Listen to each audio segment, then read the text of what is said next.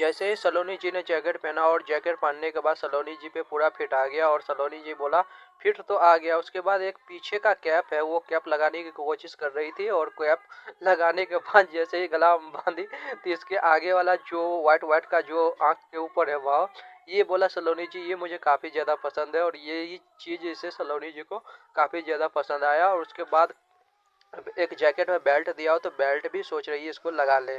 तो सलोनी जी को बेल्ट लगाने की कोशिश कर रही है इसको कैसे लगाया जाता है। उसके बाद नीचे चेन लगा रही है जैसे ये देख रहे हैं जैकेट में सलोनी जी चेन लगाने के बाद उसके बाद देख रही है जो कैसे चेन लगाने के बाद मैं लगूंगी। और चेन लगा लिया और चेन लगाने के बाद काफ़ी ज़्यादा खूबसूरत लग रही है। उसके बाद सलोनी जी ने फिर अपना बेल्ट कमर में बांधा और कमर में बांधने के बाद सलोनी जी को लगा ये जैकेट तो मेरे पे काफ़ी ज़्यादा फिट बैठा है।